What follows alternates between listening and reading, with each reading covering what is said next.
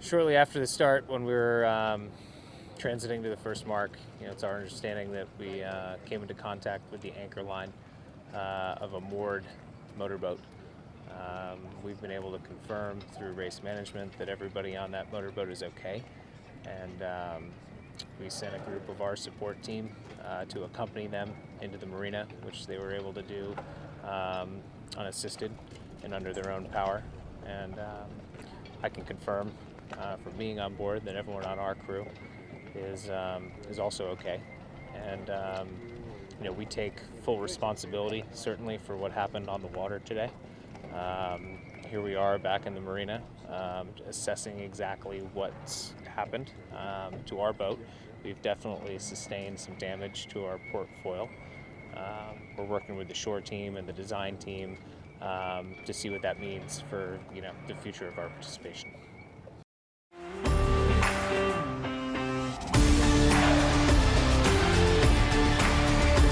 This is the Sailing World on Water, June 11, 2021.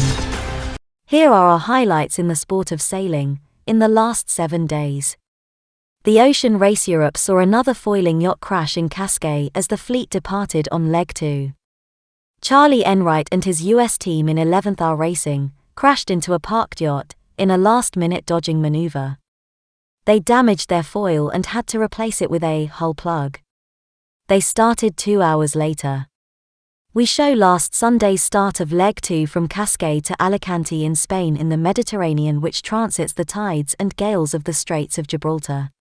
Day 5 is the medal race day of the Hempel World Sailing Series 2021 Allianz Cup in Medemblik, Netherlands. The RORC is seeing a large entry list of IMOCA 60 yachts in the coming Rolex Fastnet Race. This edition sees the finish in France, and a lot of planning is going into how to accommodate all the international sailors. The foiling fleet of JF-35s had their regatta last weekend, and Real Team Sailing, owned by Esteban Garcia, and co-skippered by Jerome Clerc, triumphed on the final day of the TF-35 Mies, with wins in both races, before a lack of breeze ended the day early. After a successful 2020 event in late October last year, a fleet of 38 women and 69 men windsurfers gathered on Lake Garda for the 2021 IQ Foil International Games, hosted by Univella Sailing, in Campione del Garda. We have general highlights from most classes on Day 6 of the Hempel World Sailing Series 2021 Allianz Cup in Medemblik, Netherlands. Now over to Cascais for the Ocean Race Europe, Leg 2 start.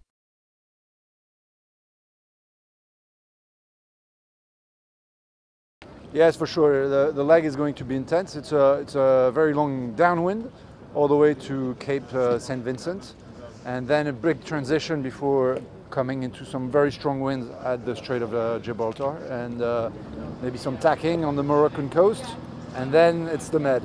So wind is going to be a little bit on and off, and it's going to take us quite a bit of time, almost 4 days to get to Alicante. Well, the first sort of 12, 14 hours, that'll be good fun. Like running down the coast, like beautiful sailing. But you're heading into not the most fun conditions coming out of Gibraltar. But to sail in and out of Gibraltar is a pretty special thing to do. It's just amazing. It's amazing, like wind tunnel, and sadly, in this occasion, the wind tunnel's operating against us. Well, I think the next leg will be very challenging, very difficult, like safety-wise, and because we had injuries already on the first leg, so we like taking extra precautions for the next one, because it looks like that we're going to have a really bumpy upwind ride for the Gibraltar. But other than that, I mean, we're stressing like first 36 hours, which we think is going to be like a really difficult conditions to sail. And later on, when we're in the Med, everything is more calm, more easy, playing like the breeze and the light area, so should be fine. But I think the most crucial part will be the Gibraltar Strait and going in with less damage as possible. Yeah, of course we enjoyed the win, we should, but we also tried to get the expectations down a little bit, because it's not quite normal that a young team wins their very first race. So. Now we are ready for leg 2. We're going to enjoy it, push as hard as we can, and we just go in there open. Today It's the first time we do that with IMOCA, to go in so strong condition. We know it's not comfortable. You have to sit down in the floor and you jump a lot because the boat is fast upwind. And sometimes maybe we have to slow down a little bit because it's too dangerous for the boat in structural point of view. And after it's not easy to sleep, so that's we don't care. But we try don't break the boat in this condition because it's not made to do that. So 11th Hour Racing got their time on distance well. They're rolling straight over the top with Coram as well. So it's the Americans that get the best start in terms of speed. Linked out at the leeward end, the end that they wanted, and they are now away as well. Linked out, 11th Hour Racing and Coram all off the line and racing. The second leg of the Ocean Race Europe got underway today in Cascais, Portugal, where the event's 12 professional yacht crews representing 9 countries from around the world set off on a 4-day offshore passage to Alicante in Spain. Racing in 2 classes of high-performance ocean-going monohull yachts, 7 one-design VO65s, and 5 of the development rule IMOCA 60s. The Ocean Race Europe fleet set off from Cascais at 1300 hours local time on the 4-day, 700 nautical miles second stage. The Ocean Race Europe's 12 crews are made up of European sailors from Austria, Belgium, Denmark, France, Germany, Great Britain, Italy, Lithuania, Netherlands, Norway, Poland, Slovakia, Spain, and Sweden, as well as internationals from Australia, Argentina, Brazil, Canada, Mexico, New Zealand, South Africa, and the United States. The course for Leg 2 sees the fleet pass Portugal's coastal capital city Lisbon, and then south on to Cape St. Vincent, the southwesternmost point in Portugal and Europe. Here the boats will turn southeast towards the Strait of Gibraltar. Based on the latest weather models, the teams are predicted to complete Leg 2 in 4 days, and so are expected to arrive in Alicante on Thursday, June 9th. Conditions in the Gibraltar Strait are expected to be fierce, with headwinds peaking to 40 knots on Monday when the Ocean Race Europe yachts were expected to pass through. Once into the Mediterranean, the most direct route is along the Spanish coast to the finish in Alicante. However, depending on the prevailing weather conditions, the crews may opt to sail a longer route, in the hope of finding better winds that will get them there quicker. Approximately 2 miles from the start, the 11th Hour Racing team was involved in a collision with a small, anchored, motorboat. There were no injuries on either boat, and the motorboat returned to port under its own power and unassisted. The 11th Hour Racing team also returned to port, having suspended racing, to assess damage to its port foil. After approximately 2 hours ashore, the team signaled its intent to restart the leg after removing the port foil and inserting a hull plug. Shortly after the start, when we were transiting to the first mark, it's our understanding that we came into contact with the anchor line of a moored motorboat. We've been able to confirm through race management that everybody on that motorboat is okay, and we sent a group of our support team to accompany them into the marina, which they were able to do unassisted and under their own power. And I can confirm from being on board that everyone on our crew is also okay. And we take full responsibility, certainly, for what happened on the water today. Here we are back in the marina, assessing exactly what's happened to our boat. We've definitely sustained some damage to our port foil. We're working with the shore team and the design team to see what that means for the future of our participation. Meanwhile, the 7 VO65s were a spectacular sight as they lined up in close formation on the first reach. As if to prove that their Leg 1 win was no fluke, the Austrian Ocean Race Project crew got the jump off the line to lead the VO65s at the Cascais exit mark.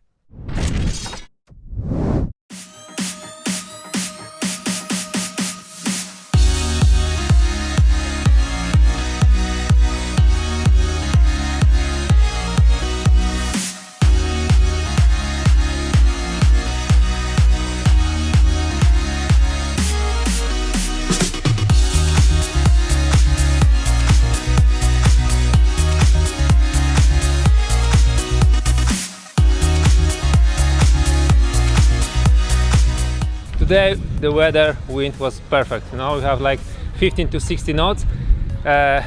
I like this condition. I'm really fast, and from the beginning, from the start, I was almost leading.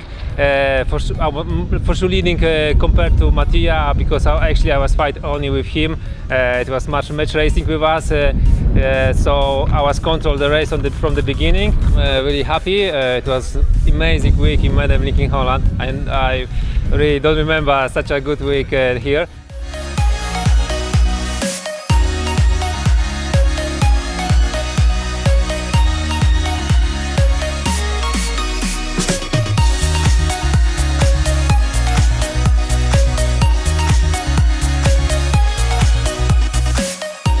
It was windy today. I start on port alone. I decided to go alone because I didn't feel so good in planning condition with this gear. So I focused on my planning, and then I did a good tack near the mark upwind, and I finished second in the medal race. I'm so happy for the result of all the week. We was in a small split, but we are a really good girl. There is Lilian, Katie, all the girls are on top in the world, so it's a really good training for Tokyo.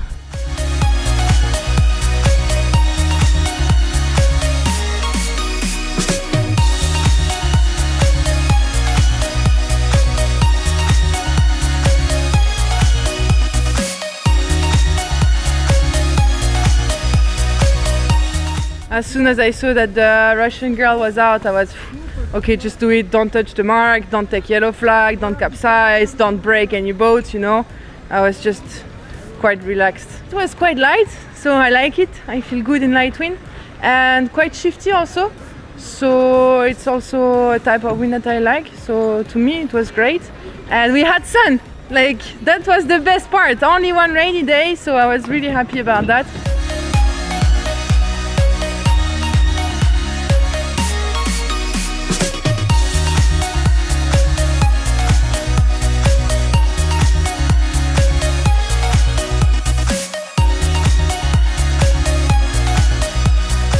I was trying to keep it tight with Philip, but he did a great job of going away from me a few times, and I was a bit scared after the first wind remark, but the rest of it was all quite okay, and I had a few boats behind me, so I was quite comfortable. But yeah, always tense if you've not really got it until the end.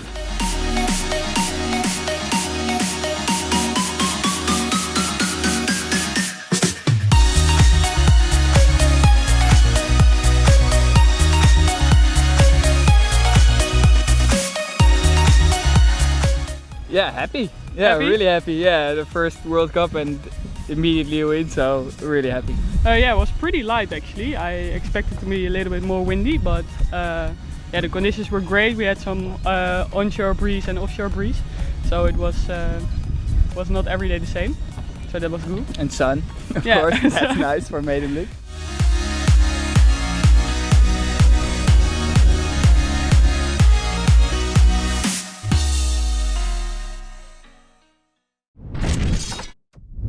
Almost 6 months after they competed in the world's most brutal race, the single-handed non-stop lap of the planet that is the Vendée Globe, many of the IMOCA fleet will be returning to the race course for the first time in August's Rolex Fastnet Race. Aside from the added attraction of the race now ending up in home waters with the finish moving for the first time to Cherbourg, for the IMOCA teams the Royal Ocean Racing Club's flagship event is also a qualifier for November's Transat Jacques Vabre. Running from Le Havre to Martinique, via Fernando de Noronha off Brazil, this event is double-handed, and the world's most advanced offshore monohulls will also sail in this configuration for the Rolex Fastnet Race. The lineup is impressive.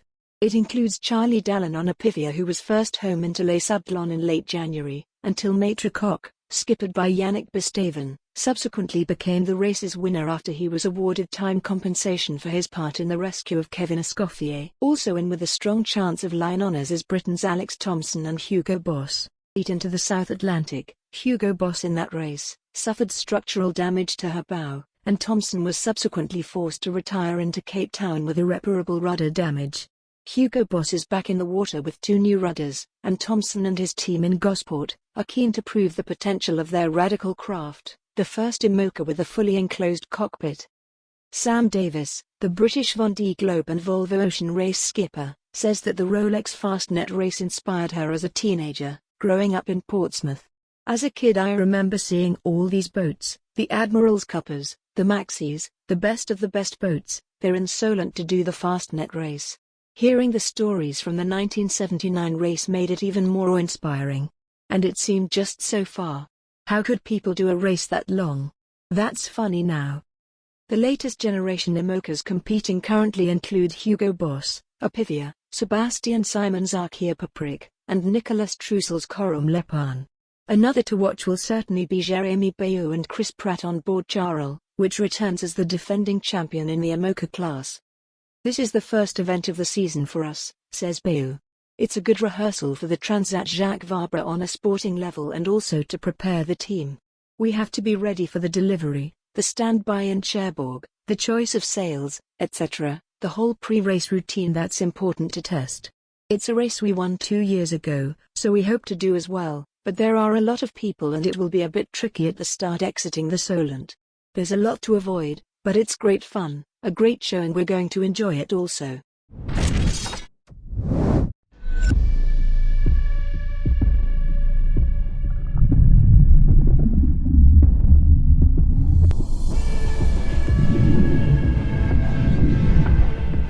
Conditions were good as well, probably one of our best days so far with the TF.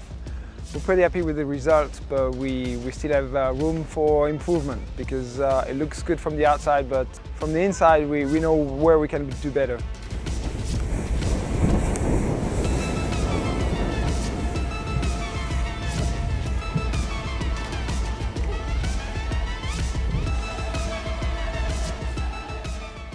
For Sunday we hope for good conditions as well, and we're going to have some tough racing against a real team. We knew that. We're going to have to keep fighting. We started to laugh before crossing this line is protected. And for sure a piece of the boat has to be inside the zone. Because if you are here, please that is just post out of the zone. Any question? On a un magnifique Grand Prix à Mi ce week-end. Pour nous, on fait vendredi très régulier, mais pas avec des places de premier. Alinghi avait un peu d'avance. Du coup, aujourd'hui, on a navigué vraiment libéré pour essayer de rattraper ce petit retard et 2 victoires. Vraiment super content du travail d'équipe qu'on a fait aujourd'hui. Aujourd'hui, c'était marginal foiling, donc les bateaux qui volent vraiment à leur limite. Et c'est vrai que nous, on a de partir devant, faire un super départ et c'était plus facile pour nous de creuser de l'avance. On avait le choix un peu du chemin à faire.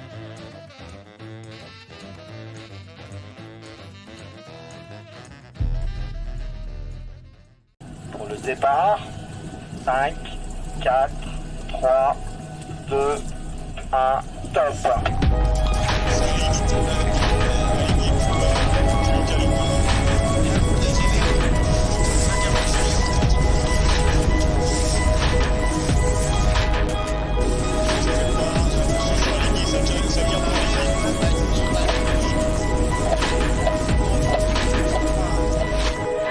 Ouais, c'était une superbe Genève-Rolle-Genève et une première pour les TF35. On a fini une belle 3e place, mais c'était une course intense, assez difficile. Il y a eu beaucoup de rebondissements. C'est bien les gars, on se passe pour toi, donc ça accélère.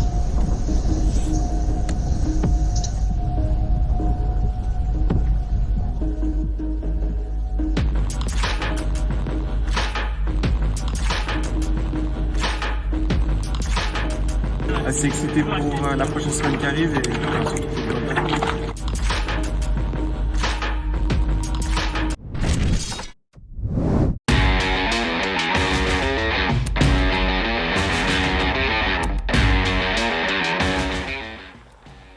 Ok, Okay, so basically I was on the water for the final, but I was already in the water to see the quarters and semi. And the big fight for semi was to be in the top 2. And on the video we can really see like Clément at the bottom doing a big touch, and then in fact Sébastien was first at the mark and he managed to win the whole race and the win semi-final, and he managed to be at the front. And then Mathieu came back and managed to get the second place, and there was so both of them in the final. So in the final I was at the top, Rig, I was second, then Basté and Mathieu destroyed the start, and so he came first at the first mark. I was second, Rig third, and Sébastien fourth, and it was like a really tricky one. I managed on downwind to overpass Mathieu and then to stay in front on the upwind. I just had a tricky tack where I had to wait for Rig to pass in front of me to get back on the foil.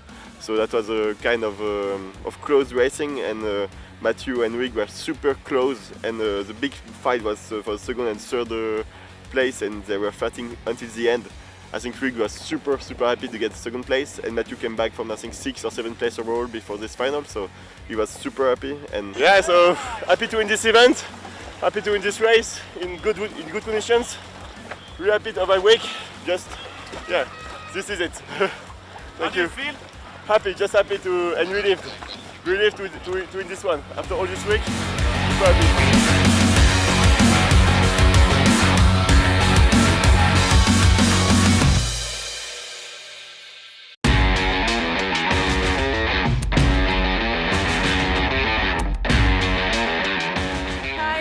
So this week I managed to take the first place, and so I could show my friends who compete in the quarters final and semi-final, and so I can see that this. At the beginning I was really happy for my two friends, my colleague Delphine and Lola, because they do a really nice first race. And Manon too, so I was really proud of this team.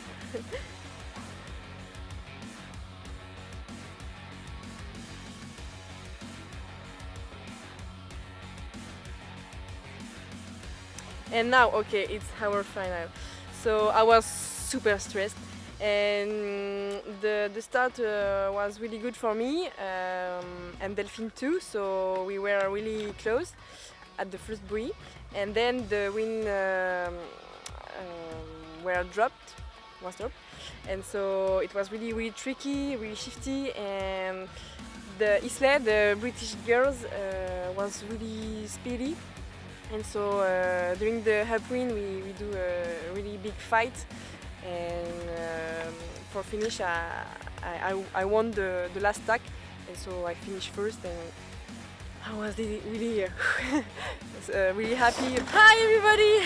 So I win this week. I'm really happy, but I'm really tired. It was really hard, this final with the GBR girl Islay, and she's really fast. And now enjoy it and just see my my other friends from France who continue this day.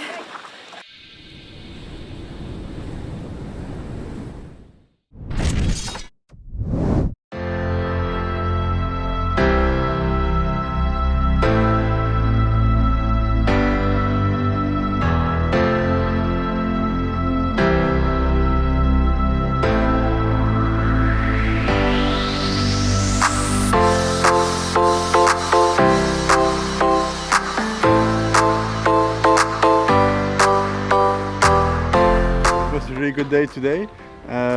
We started by 2, 1 and then second. So yeah, it was a really good day. We were fast, and yeah, it's just a pleasure to come back here in Medemblik. The conditions were pretty tricky, right? A lot of tactics. We took 3 good starts. So once you start in front, it's a bit easier, and we're going fast. So just like playing the chess game, and it was a good day for us. So just hope that it will be the same tomorrow.